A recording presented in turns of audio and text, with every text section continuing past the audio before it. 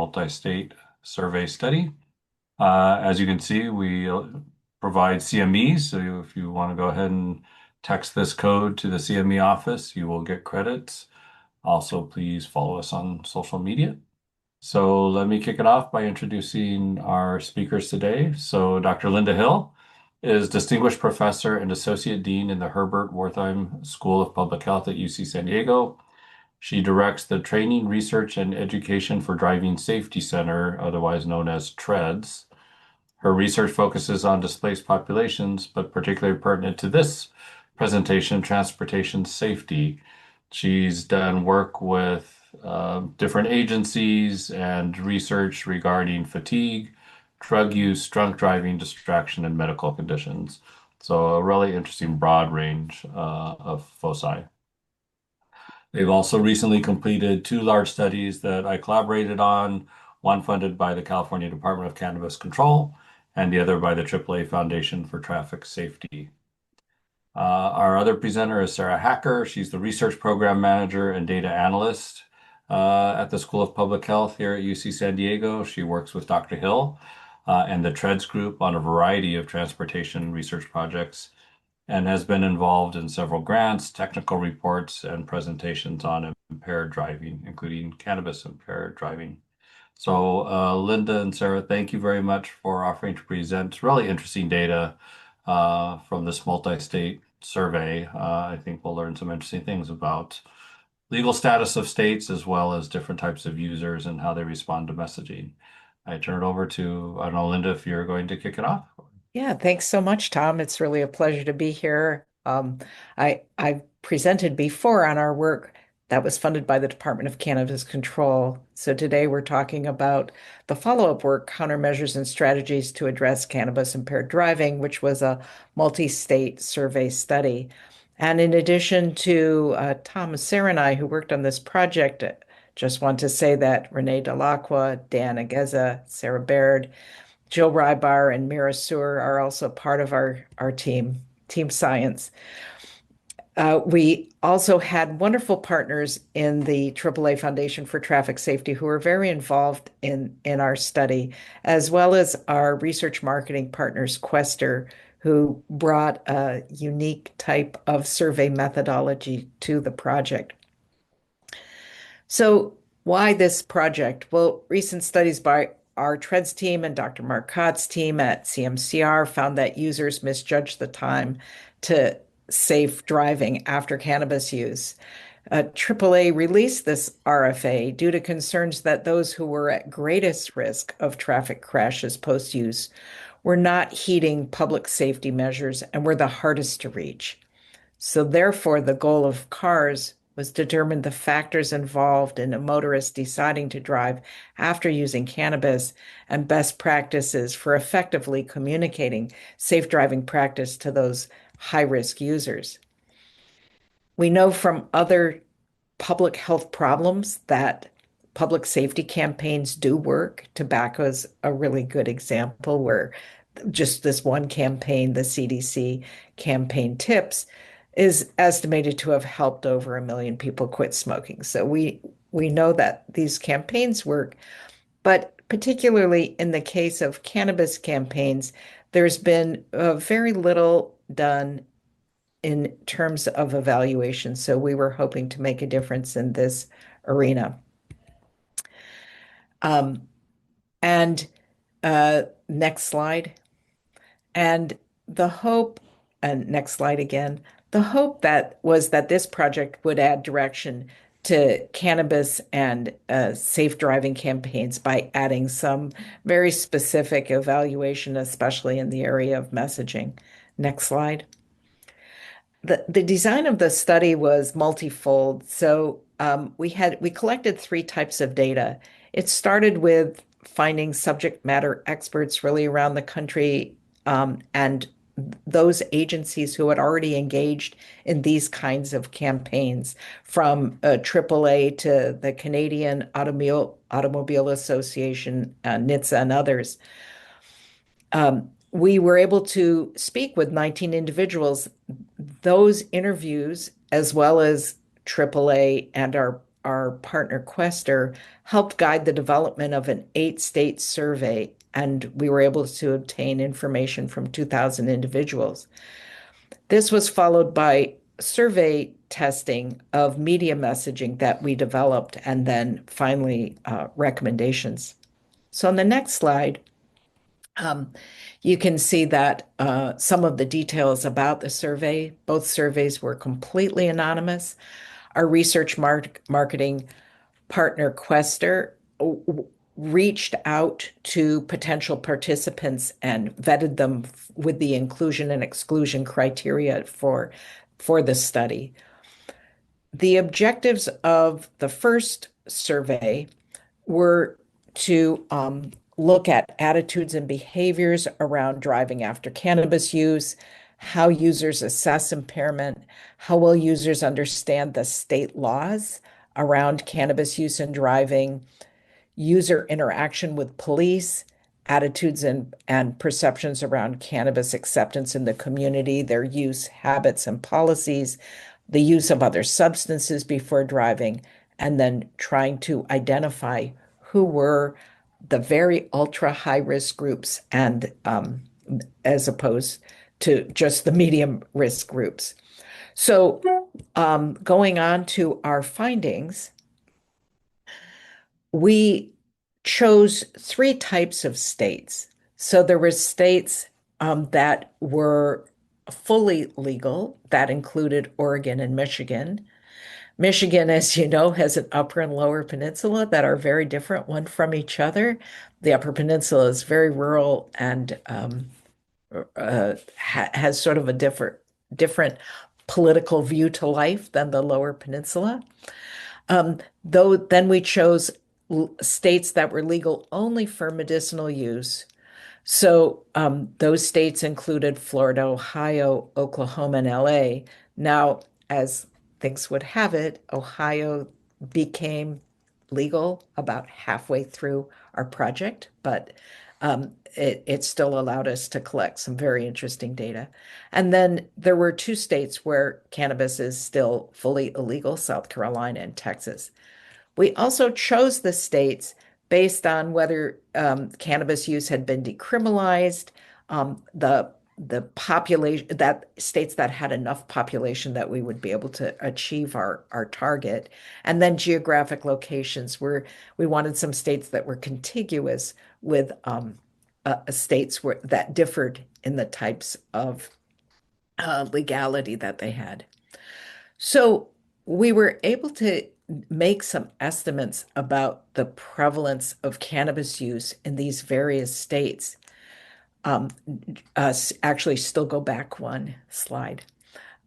So based on nearly 15,000 participants who answered questions on this survey before they knew the topic of the survey and before they were triaged to meet quotas and inclusion and exclusion criteria, we were able to estimate the prevalence of cannabis use across these 8 states.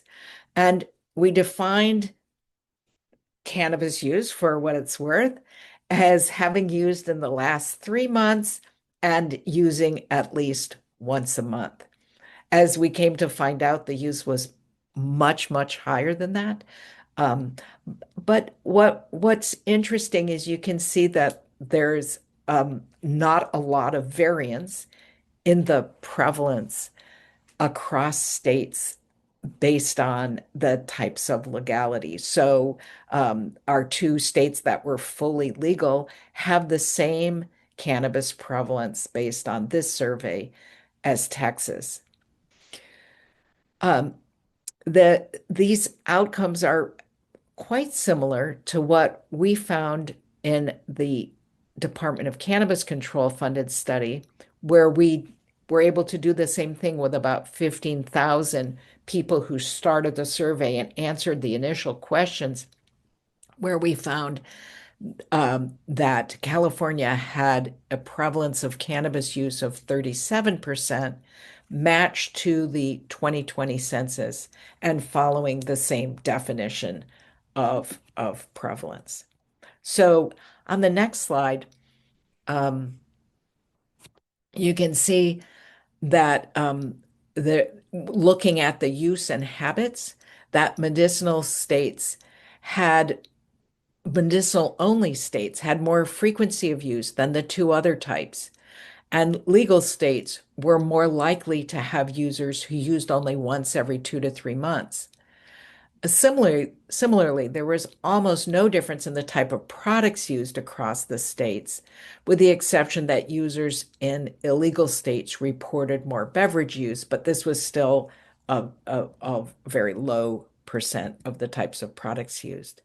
And on the next slide, you can see what participants reported regarding the factors for determining wait time.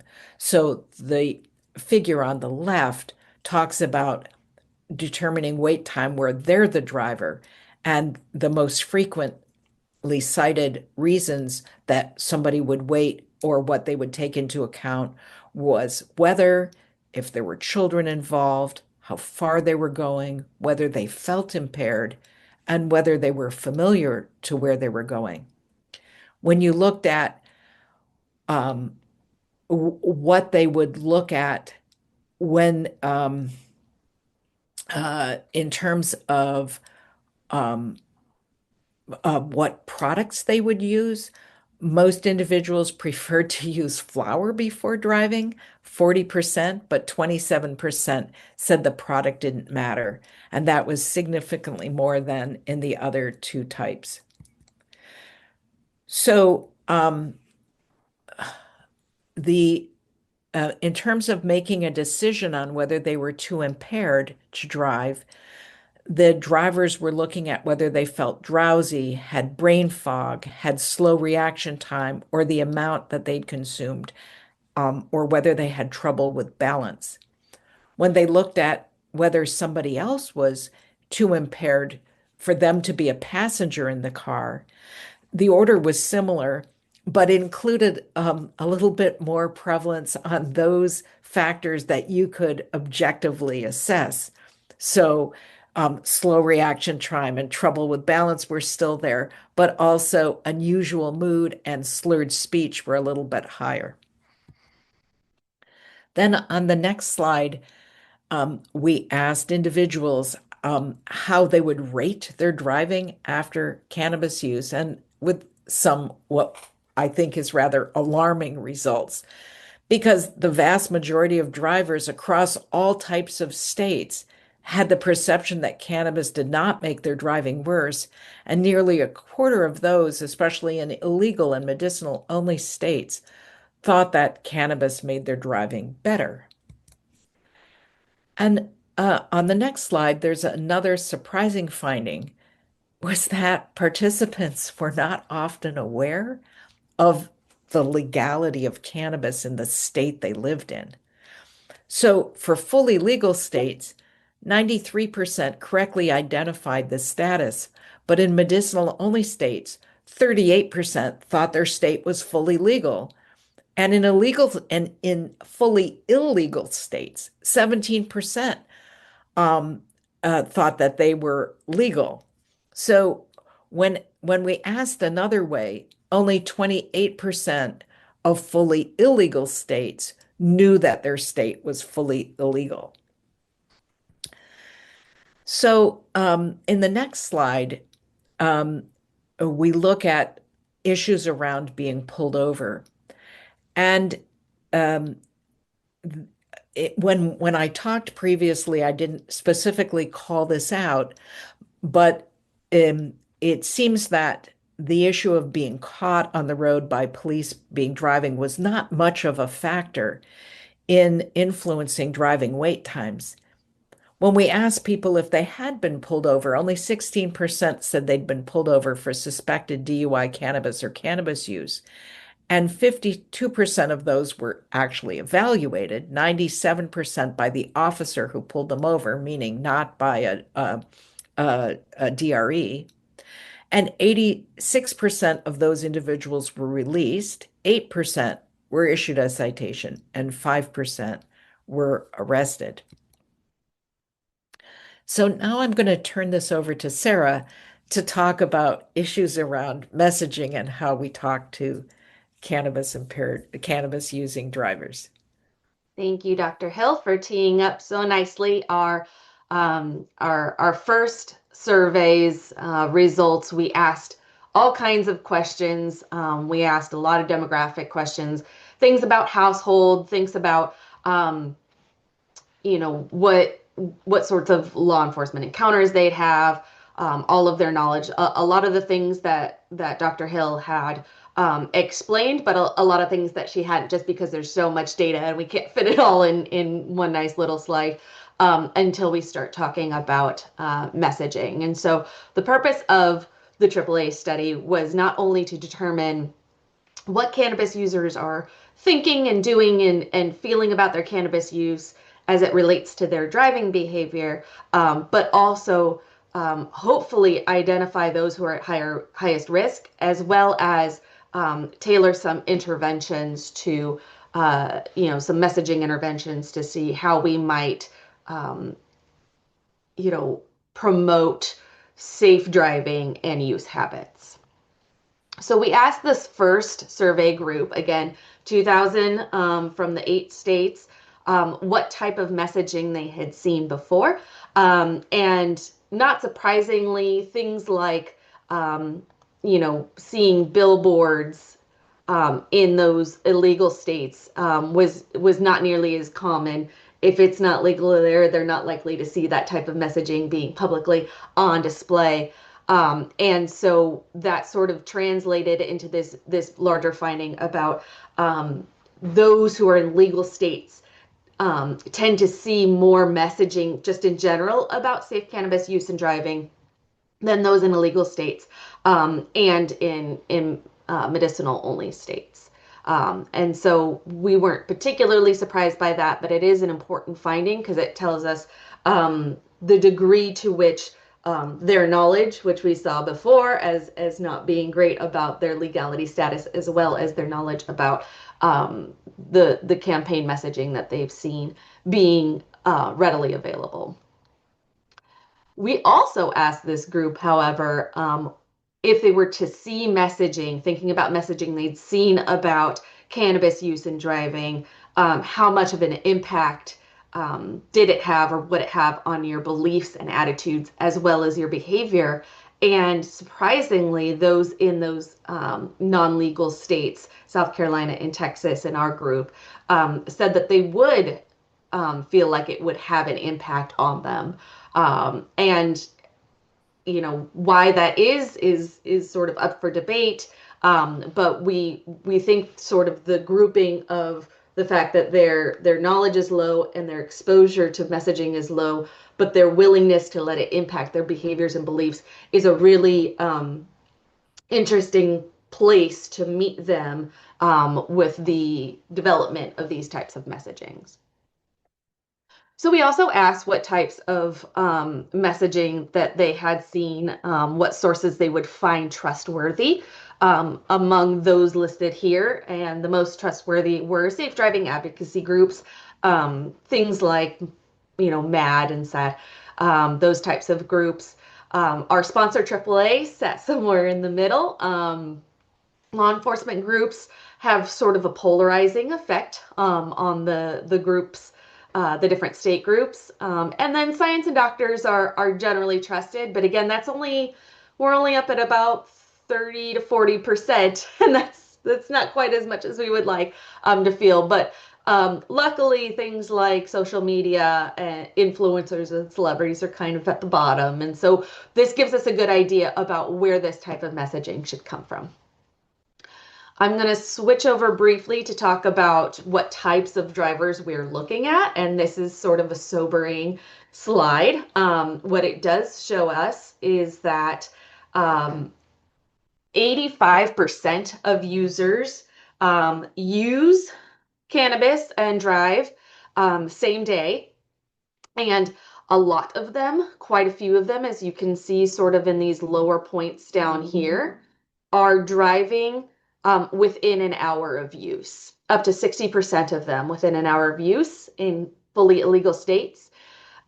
which is significantly higher than the other two groups, but it's still objectively very high that most of these people are driving within an hour of use, meaning that they are likely to be impaired depending on the varying factors, what product they're using, what their tolerance level is, those sorts of things.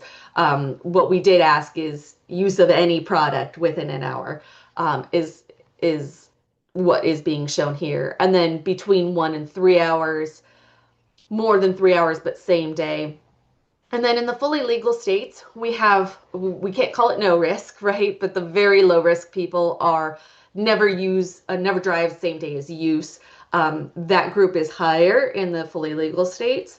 Again, probably attributing to the amount of safe driving and use messaging they're getting or information, but not necessarily.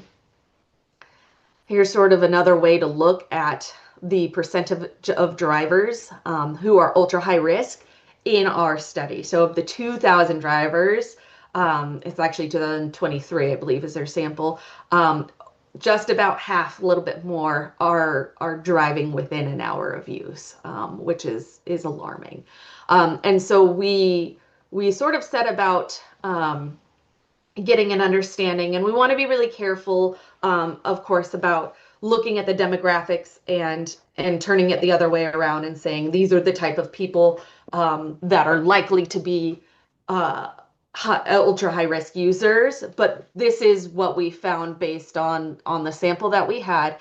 They are more likely to be younger, they are more likely to be male, but they are also more likely to live in a not legal state and have kids in the household, and sort of the older, more of the older adult group is in that low risk. And then medium and high risk individuals are somewhere along that spectrum. So it's not, there isn't one particular profile for any of these people. This is just sort of what we found across our sample group. And then their attributes and behaviors.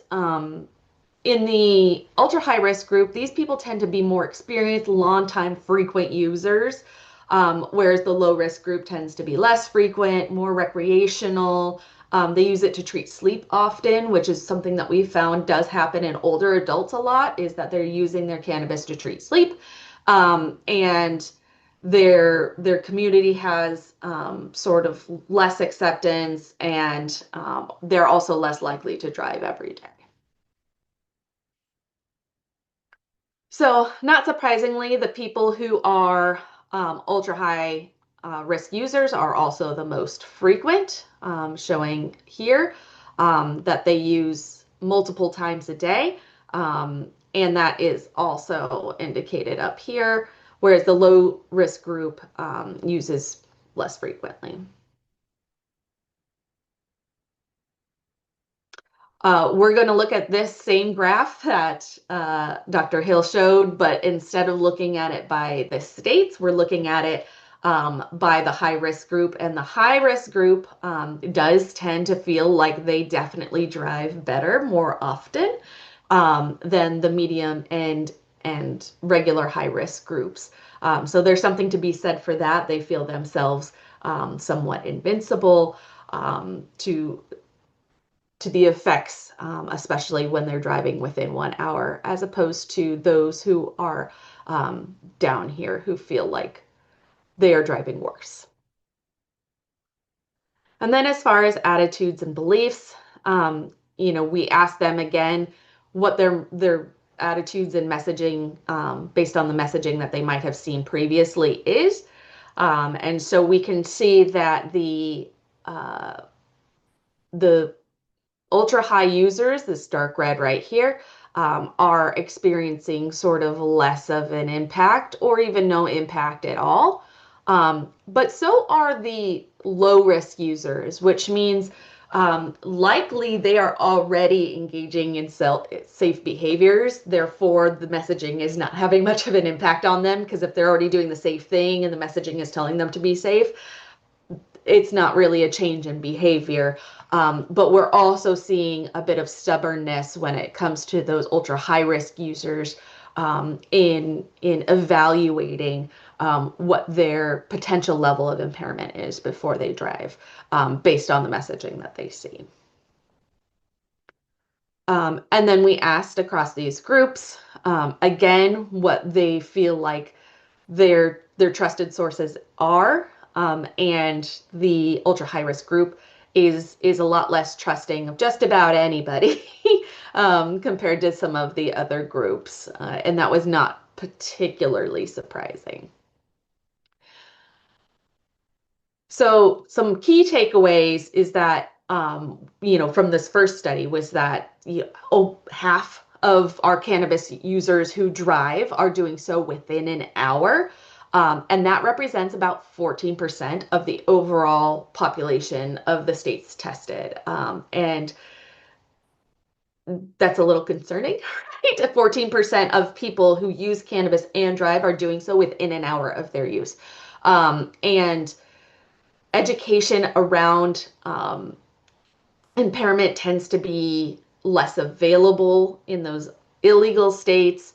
There's a lot of states who are the medicinal kind who are seeing those very high frequent users, but not necessarily addressing from like a clinical perspective how they can be safely consuming what they are prescribed as medicine, but is also impairing, where they also have to go to their jobs and take their kids to school and do those sorts of things. So there's definitely gaps, and as we've presented this to law enforcement groups as well, we talk a lot about how, why should they care what the cannabis users think and feel and do? But in identifying these gaps, we can sort of identify measures to fill the gaps and bring sort of the myths and closer to the truth, and the information that the cannabis user drivers need closer to them. So that's what gets us to our second survey, which is the messaging part. I apologize if I'm talking fast. I still have many slides to go, so I want to make sure we get through all this information. It's really great. So again, we talked to our subject matter expert interviews, and we took what we learned from that nationwide survey, and we used it to inform how we were going to produce media messaging as well as a secondary survey for the people in those 8 states. So we didn't recycle the participants from the first survey. We actually used new participants. But we used what we learned from the first survey to inform. And we used existing campaigns. A lot of them were created by the Colorado DOT. They're on the forefront of messaging and cannabis use in their population. And so we took the work that they worked very hard to do, and we took some of NHTSA's campaigns, which they also borrowed from Colorado. And we also worked with our serving partners, Quester, and our research team to sort of design new messaging based on what we had learned were effective types of messages and sources of those messages from the first survey. So our goal was to survey 800. We actually got 846 that were not part of the original survey, and we did a deep dive, meaning Quester, our partners at Quester, have an AI technology that has a bit of like a conversation back and forth. So when a participant says, I've seen this type of message, it made me feel this way, the program can say, tell me more about that. What do you mean? Those sorts of things. And we actually get a really rich amount of data out of that isn't just survey scores. And so we asked some of these samples, some of the people in the samples, to sort of do a deep dive on some of the messaging that we provided in this way. And our hope was to only target anybody above a low risk. So we actually targeted the medium, high, and ultra high risk users. So only same day users were used in this particular study. those who were using and then waiting next day were filtered out. And then we wanted a third each of the different types of legality states that we used. So they included heavier users and users who were both, using recreationally and medicinally. And for these users, it's really part of their lifestyle. They see cannabis as being very different from alcohol. It's recreation, but it's also medicinal use, and so it's just sort of ingrained in their everyday lives. And that's something to keep in mind as we move forward. So we used existing messages with the same slogans, with new paired images, as well as new messages. And we wanted to look at a few different ideas of messaging. So permissibility and acceptance of use, legal consequence, those are actually very often out there as far as alcohol use goes. Medical and scientific findings, tough love and hard talk, and alternatives to driving. And that's actually something that's on the newer edge of messaging campaigns right now. So these were the adapted existing messages. So driving high is driving impaired. If you feel different, you drive different. That's actually a very common one. You might see those out on those big billboards above the freeway, the virtual messaging signs. We used, THC slows reaction time. So that's sort of that scientific background. And a little high is still too high to drive. And so some of the things that we wanted to import was, if you're feeling different, if you check in with yourself, there's a chance you might be impaired. So take that into account. And then the novel messages we brought in were, you might use cannabis to wind down, but if you do, please don't drive. You can judge how much you use, but you might not be the best judge of whether you're okay to drive. Sort of putting in that self-awareness component. Studies show even low doses of cannabis can be impairing, and let's be blunt was kind of a little pun that we used, but keep everybody safe. So sort of that community responsibility component. So for each participant, we presented them with messages one at a time and asked to indicate whether they liked or disliked them. And most people were completing these on phones or tablets or computers.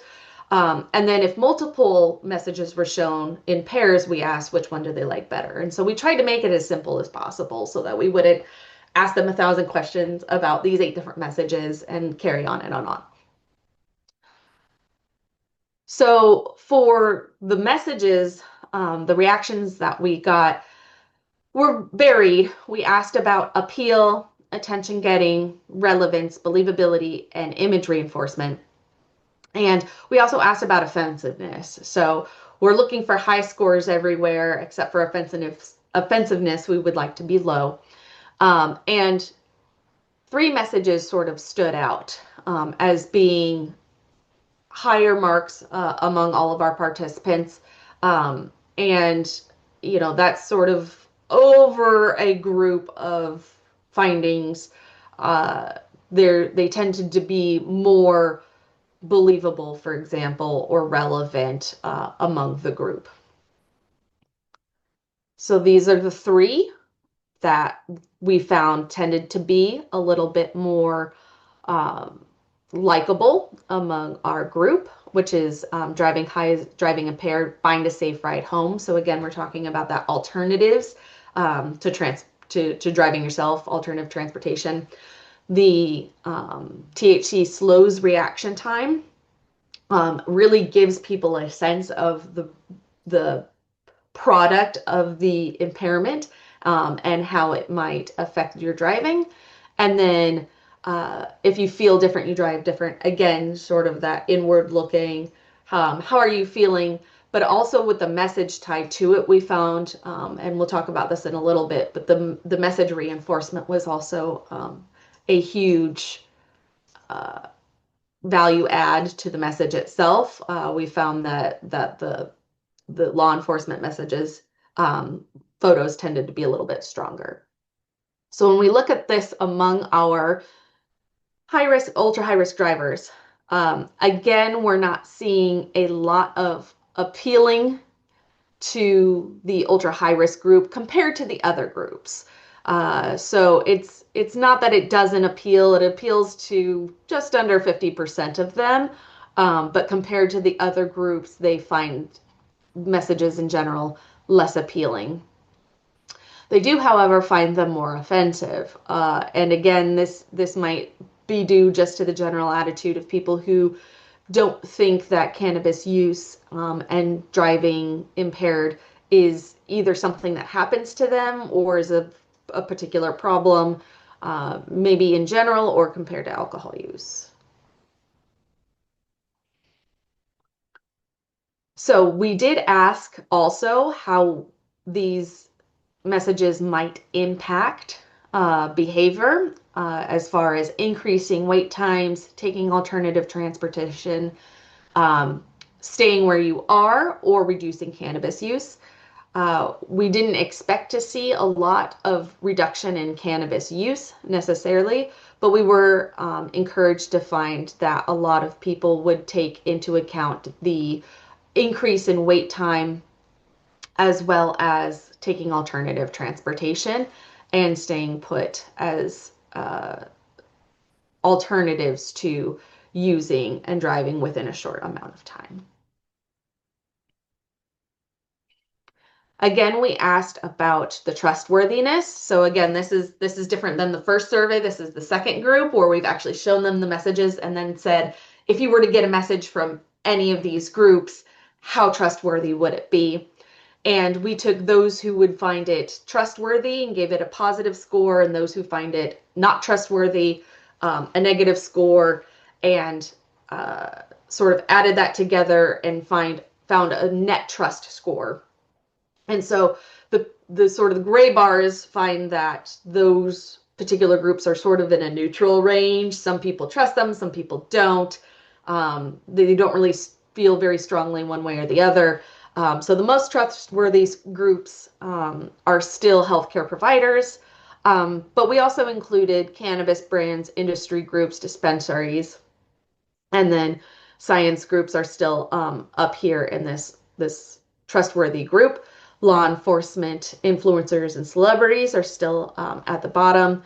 Our sponsors at AAA are still sort of in the middle. Law enforcement tends, again, to be the most polarizing.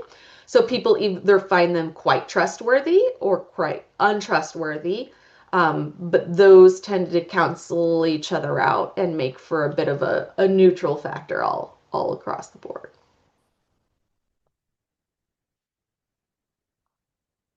This is that same net trustworthiness score, but among the different risk groups. And we can see that the less risky you are, the more trustworthy you tend to be, especially with groups like doctors and scientists and safe driving advocates. And in general, the more high-risk user you are, the less trustworthy you are of most groups, except your cannabis brands and companies here, and the cannabis industry in general. So you're trusting where you're getting your product from a little bit more than you are just about anybody else. So differences that we can kind of see across those groups. The ultra high risk groups are not surprisingly very high frequency users. They're more negative towards messaging in general. They're going to be our hardest group to get to. And that's unfortunate because being highest risk means that they are more likely to be involved in crashes and injuries and fatalities. And that is really where we want to put our effort. But they tend to be the hardest to reach. The good news is that we find that those medium and high risk groups, so the people who are driving within 3 or more hours, but same day still, after consuming cannabis, where they have the potential to be impaired, they are more susceptible to safe driving and messaging use campaigns. And if we can attack anywhere, we would love to be able to attack those ultra high risk groups, right? But as long as we can get to somebody, that's still a step in the right direction, and that's sort of how we see it. So here's some of the messages that our participants were able to give to us. So like I said, we use an AI component to sort of take a look at how people are responding. And I want to leave time for discussion, so I'm going to wrap it up pretty quick. But we're able to get information about how these messages can catch attention of the different risk groups. And so ultra high risk users are looking for something funny, but able to get the message across that the product's dangerous. Reaction times, they're looking for that. And they don't think they're doing it in an irresponsible way, but they would like it to say, you know, if they tried to say it was as dangerous as alcohol, it would turn them off the message. And so they don't view it as concerning as that. We've already talked about, we talked about some additional taglines that might help. So we wanted to test just a few extra things. Again, in general, they are less received by the ultra high risk group. That's going to be our hardest group to get to. And by state, actually more impactful in that not legal group, again, owing to the fact that they are not receiving the information or the knowledge about safe driving and cannabis because of its illegality. It might be an area of focus for getting the messaging out for those groups. So the highest risk groups are the toughest to get through. They're adamant that cannabis doesn't negatively impact. They're positive about messaging they've seen. They're less positive about messaging they've seen. They're less likely to have it impact their behavior. So it's a battle, but it's a battle we're going to keep fighting, I think. And our recommendations are that the messages that are currently out there are working. They are resonating with users. And that's good news. Nothing that we generated on our own seemed to be any stronger than what other groups have come up with, which is fabulous. Excuse me. Images of consequences or public safety, so other road users, tend to reinforce messages. So that sort of community responsibility aspect seems to hit particularly well.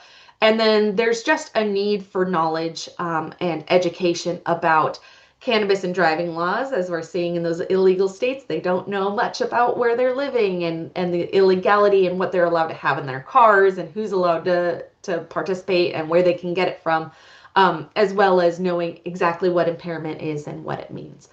So as Linda said, we had a lot of wonderful people who worked on this study. It's a lot of data. We can look at it 7 ways from Sunday, and we have so far. We've have a comprehensive report out from AAA that was out about this time. No, it came out about March or April of this year, and it has all this information and more in it. But I would like to leave some time in case anybody has any burning questions for us.